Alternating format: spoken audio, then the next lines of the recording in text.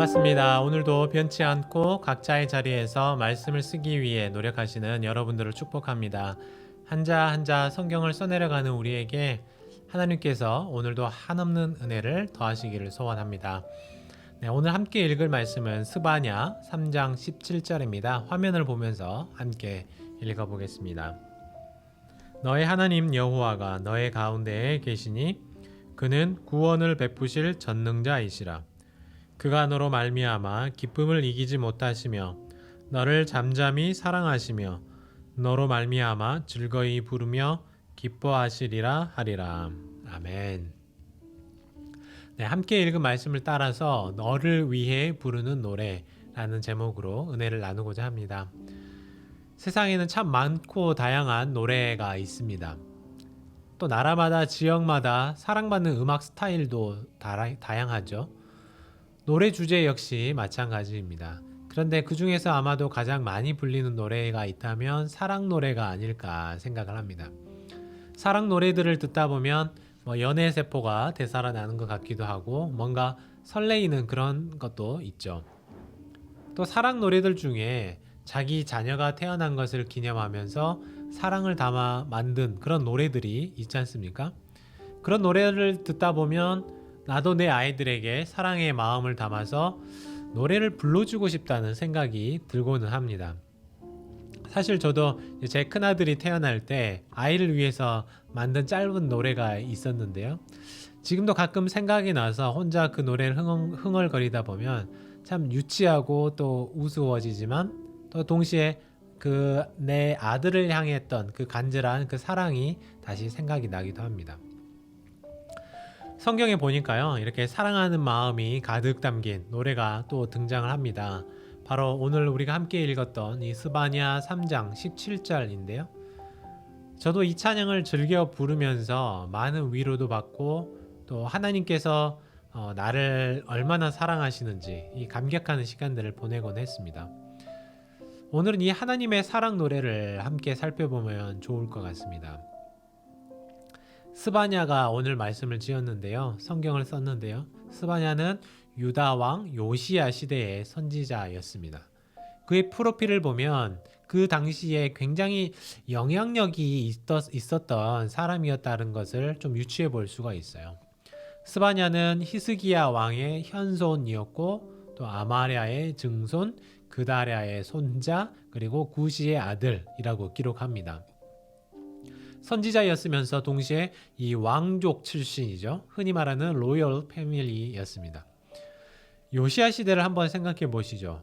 요시야가 왕이 되기 직전에 누구였습니까? 므낫세 왕은 정말 악한 왕이었습니다.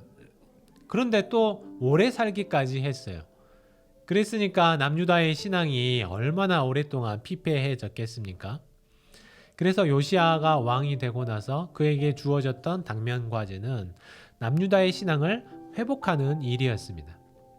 그리고 당시 같은 왕족 패밀리였기 때문에 요시야 왕과 스바냐 선지자는 이 서로가 힘을 합쳐서 종교 개혁을 이뤄내기 위해 많은 영향력을 미쳤을 것 같습니다.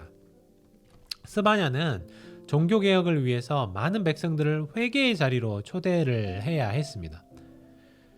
그래서 하나님께서 심판을 행하실 이 여호와의 날을 선포하는데 사람들이 아마도 이렇게 생각했을 것 같아요.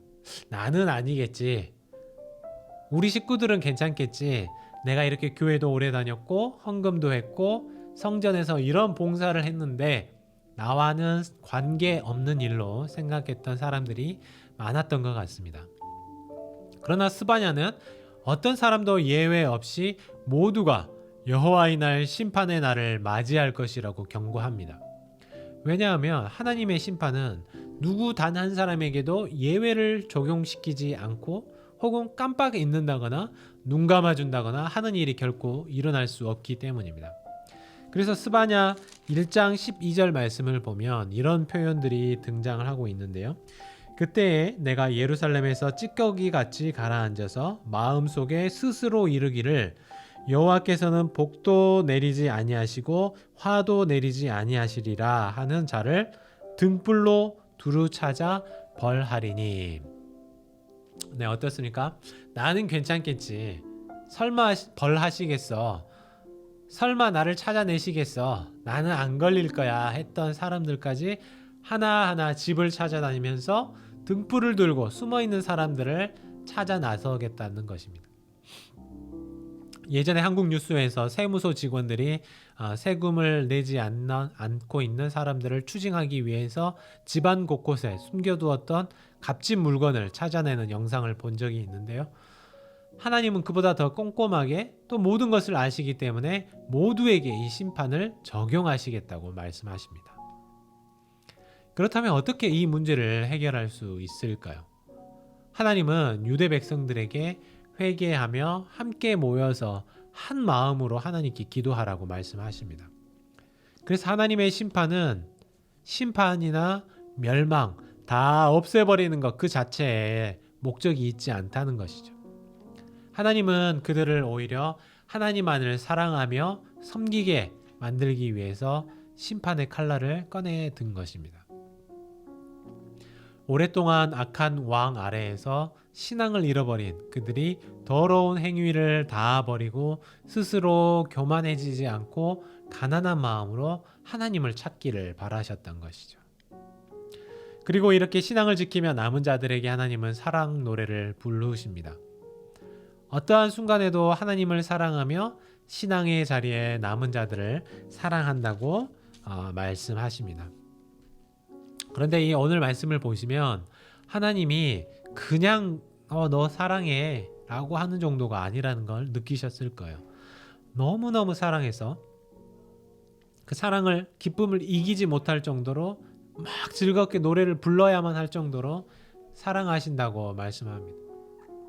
생각만 해도 기쁠 정도로 너무너무 행복할 정도로 사랑하시고 또 사랑하신다고 노래하십니다. 여러분들은 이 사랑 노래를 듣고 계십니까? 하나님이 나를 위해 이 사랑 노래를 부르고 계신다는 걸 알고 계십니까?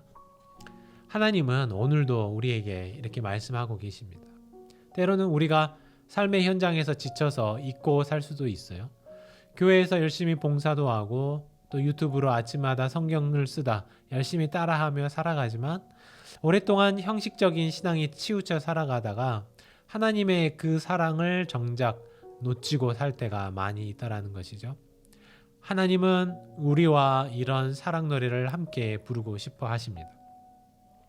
일도 중요하고 사역도 중요하지만 하나님은 우리와 좋은 관계를 맺고 싶어 하십니다.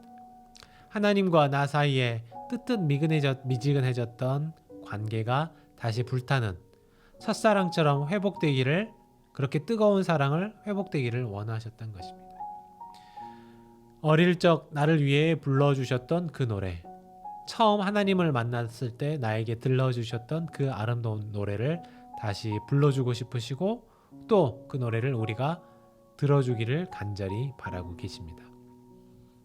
그래서 오늘 말씀을 써내려가면서 하나님의 노래소리에 귀를 기울여 보시면 좋을 것 같은데요.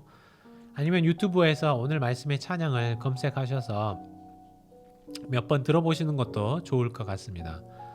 혹은 예전 하나님을 향해 뜨거웠던 나의 신앙 시절을 떠올려 보는 것도 좋을 것 같습니다. 그래서 하나님의 노래소리를 들으시고 나도 하나님을 향해 이 사랑의 노래를 불러줄 수 있는 그런 뜨거운 하루 보내시기를 소원합니다. 기도하겠습니다. 여전히 나를 사랑하시는 하나님, 내가 잊고 있었던 나를 향한 하나님의 그 사랑 노래를 깨닫게 하시니 감사를 드립니다. 삶에 지치고 또 내가 해야 할 많은 일들이 있어서 내가 하나님을 얼마나 사랑했는지 또 하나님이 나를 얼마나 사랑해 주셨는지 잊고 살았던 나의 삶을 긍휼히 여겨주시고 다시 그 사랑 노래를 부를 수 있도록 또 들을 수 있도록 허락하여 주옵소서. 이 모든 말씀을 우리 주 예수 그리스도의 이름으로 간절히 기도하옵나이다. 아멘. 네, 계속해서 각자의 자리에서 또 기도 제목을 갖고 기도하시기를 바랍니다.